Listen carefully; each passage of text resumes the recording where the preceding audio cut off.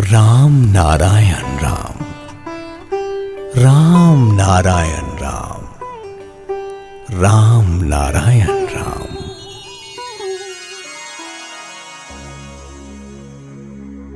पत्रकार ने कहा, जी हाँ हे परमपिता, हमने सुना है बहुत से लोग आपकी संतानों से पूछते हैं कि तुम लोग राम नारायण राम क्यों कहते हो।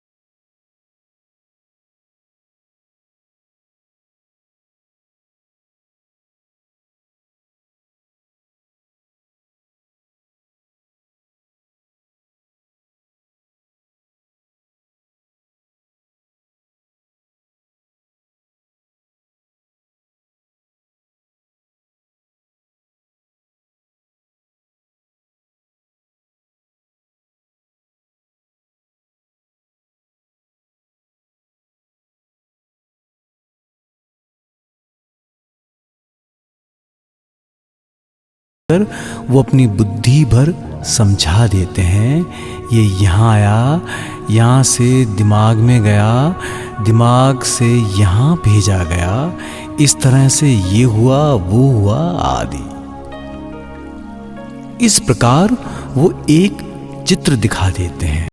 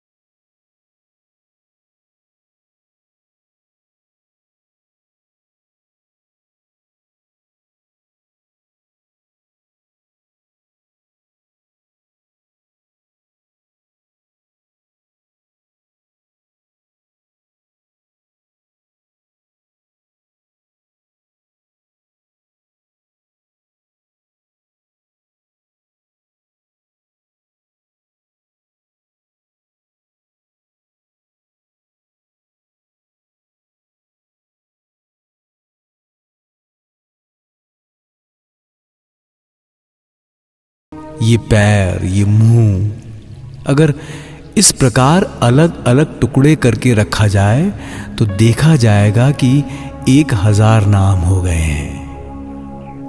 इन सारे नामों को जोड़ने पर, एक सूत्र में पिरोने पर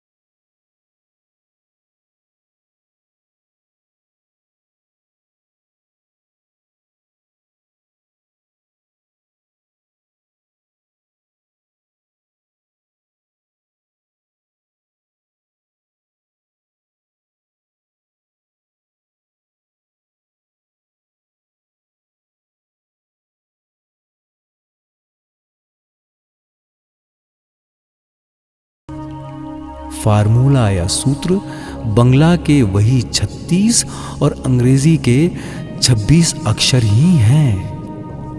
इसी तरह अगधित स्वरों तक पहुंचने के लिए एक ऐसे स्वरग्राम की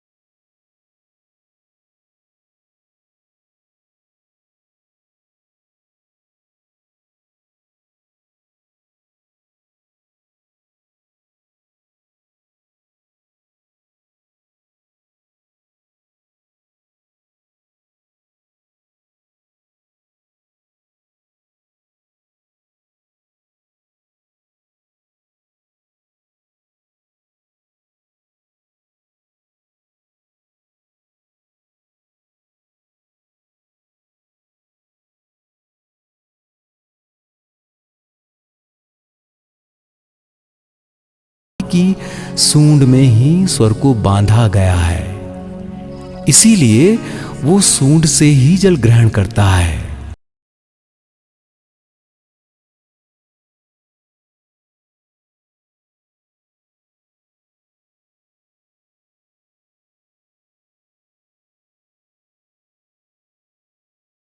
परिश्रम और शोध के द्वारा एक ऐसा स्वरग्राम निर्मित किया है जिसके द्वारा आसानी से सुर को जाना जा सके। सब मिलकर बोलेंगे राम नारायण राम, राम नारायण राम, राम नारायण राम। राम नारायण राम नारायण राम नारायण राम, भज राम नारायण राम नारायण राम नारायण राम, भज राम नारायण राम नारायण राम नारायण राम।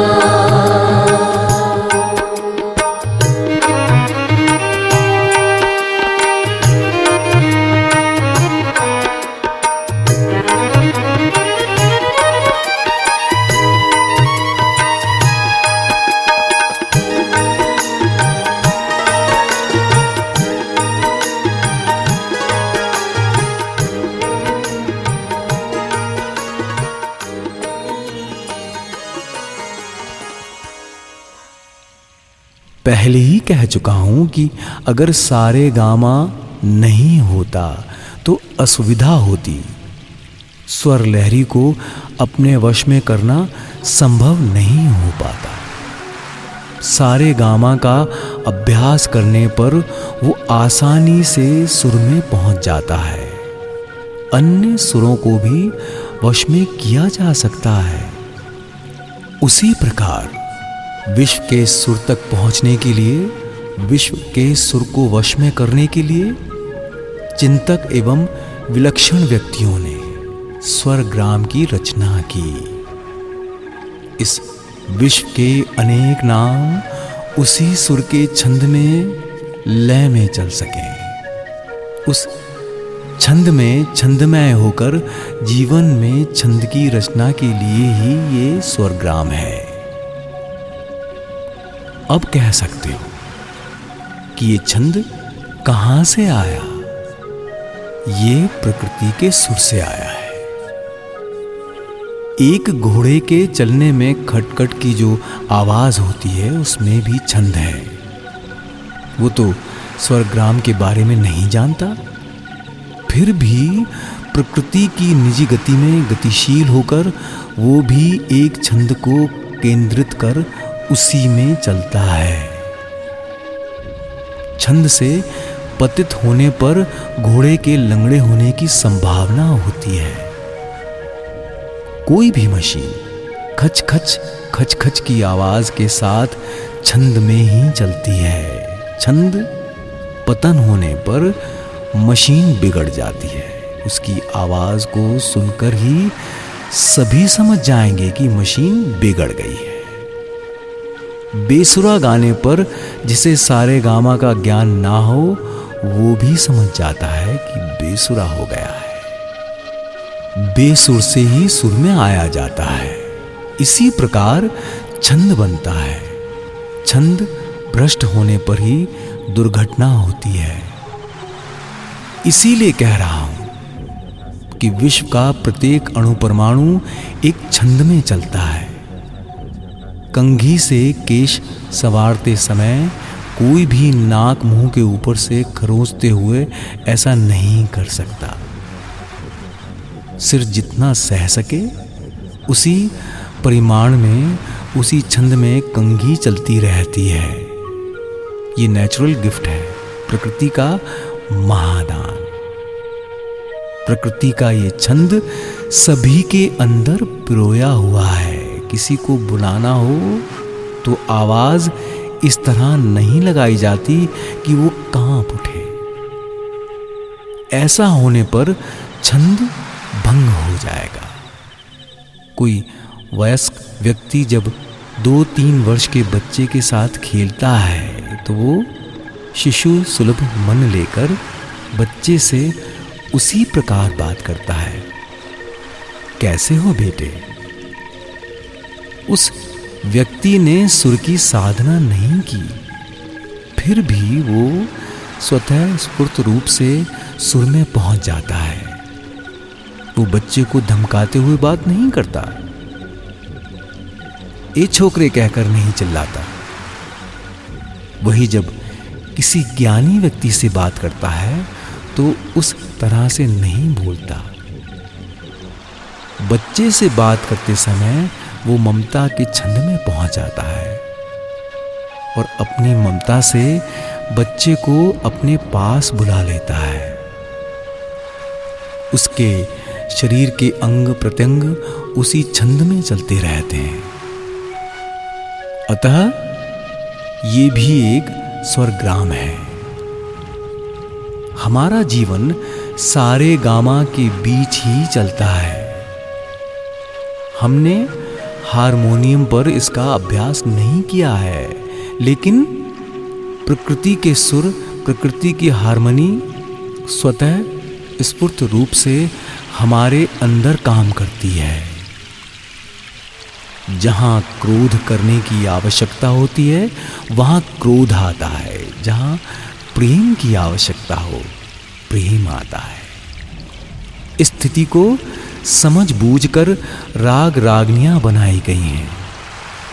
आंख में तिनका गिरने के पहले ही वो सतर्क हो जाती है। तुम्हें सावधानी बरतनी चाहिए।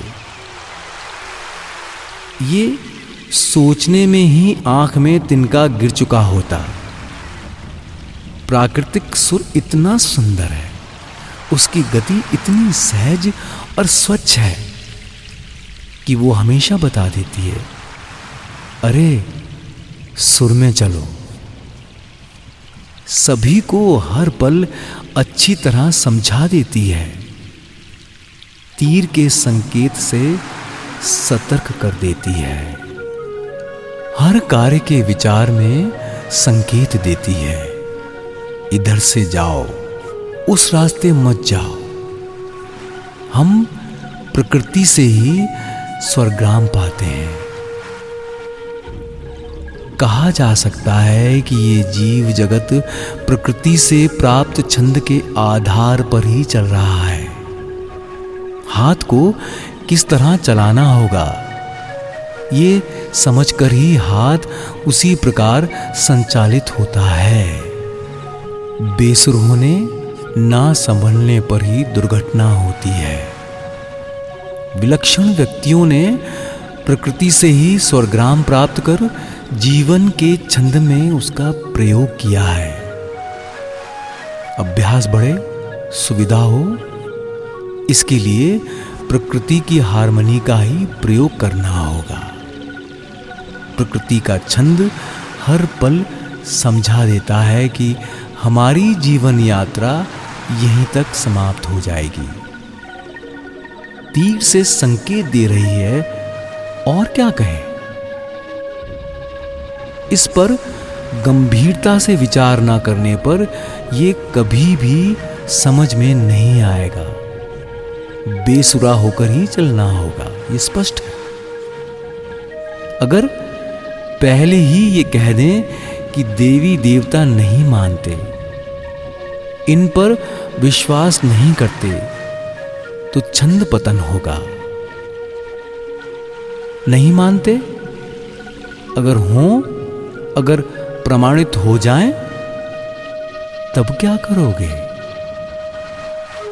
कोई भी विलक्षण व्यक्ति सीधी बात नहीं करेगा। ये छंद का नियम नहीं है।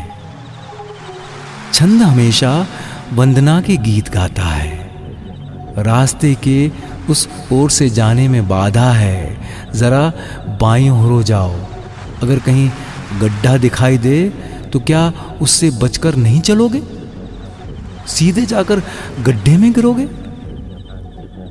प्रकृति हर पल तुम्हें सतर्क कर रही है। जीवन मार्ग के चेतना की वही दिशा, सारे गामा की दिशा का ध्यान रखकर चलो।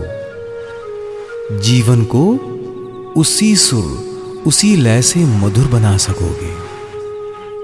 उसे ही समाधान का स्वर सुनाई देगा। प्रकृति के इस छंद को, इस विराट सुर को, व्यापक के सुर को थामे रखने के लिए स्वरग्राम के रूप में जो शब्द या ध्वनि दी गई है, हमेशा उसका उच्चारण करना होता है। जो संगीत का अभ्यास करते हैं वो नियमित साधना करते हैं, सुबह सुबह जोर जोर से सारे गामा का उच्चारण करते हैं। रियाज करते रहने से ही उनके कंठ में सुर और छंद आते हैं। हरे कृष्ण हरे राम, राम नारायण राम इत्यादि जो नाम प्रचलित हैं, वो महाकाश के विराट अर्थ बोध से स्वरग्राम के रूप में छंद बनाने के लिए चुने गए शब्दों के अतिरिक्त कुछ नहीं है। क्या है, क्या नहीं, इसके बारे में तो कुछ कहा नहीं जा रहा है। पहले देखो है कि नहीं, मिला लो।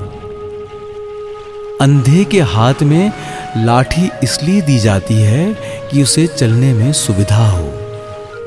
बिल्ली के मुंह के दोनों ओर जो मूछें होती हैं वो उसकी आंखों का भी काम करती हैं। जब वो अंधेरे में चलती है तो उसकी ये मूछें ही उसे सावधान करती हैं।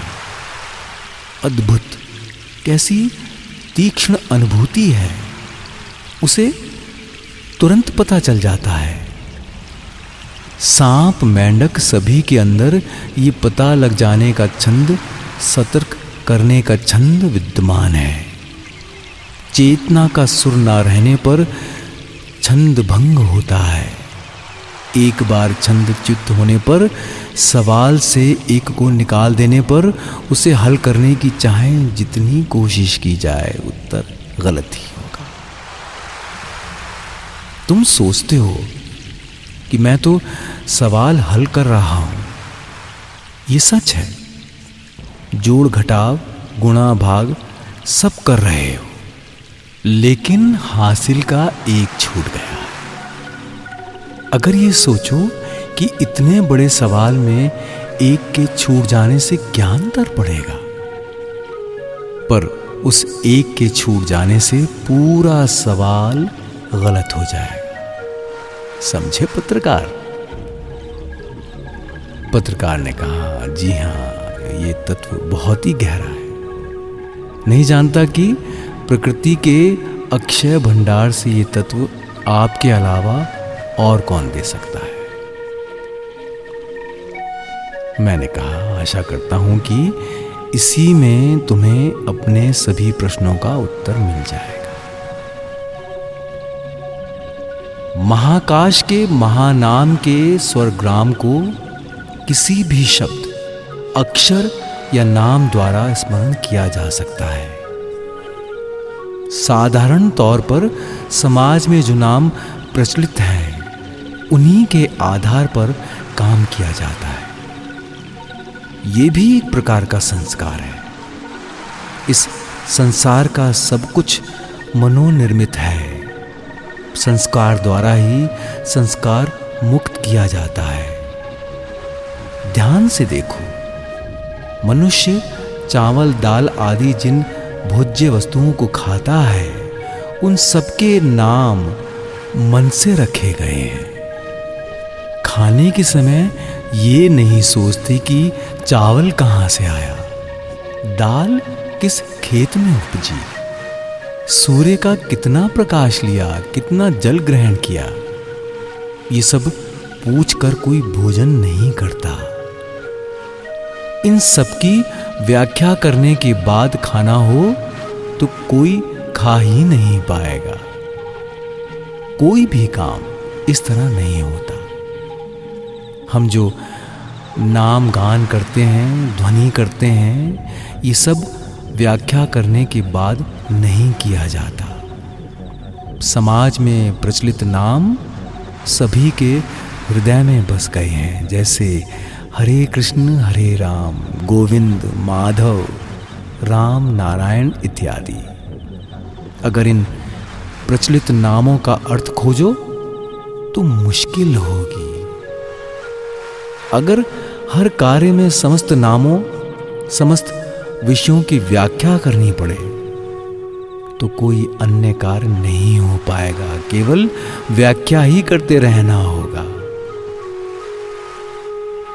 कोई कहे कि नाम नहीं लूंगा, जप नहीं करूंगा, तो ये बात वो अपने हृदय से कहता है। इसमें लाभ हानि का कोई प्रश्न नहीं है। फिर भी लोग क्यों नाम लेते हैं? अनेक लोग नाम जपने में क्यों तन्मय हैं? जानने की इच्छा से शायद कुछ हो, इसी आशा में बहुत से लोग ऐसा करते रहते हैं। आज भी इस समस्या का समाधान नहीं मिल पाया है।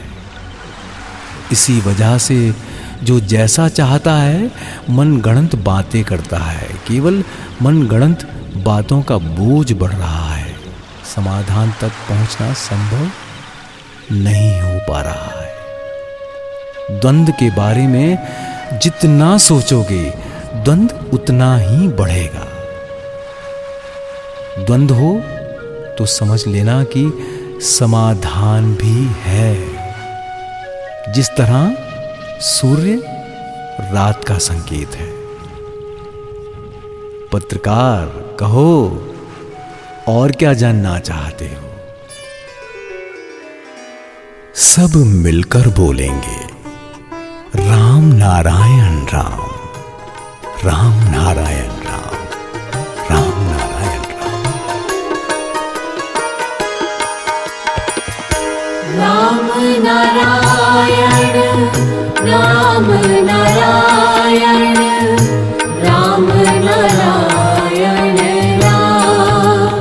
भज राम नारायण राम नारायण राम नारायण राम। भज राम नारायण राम नारायण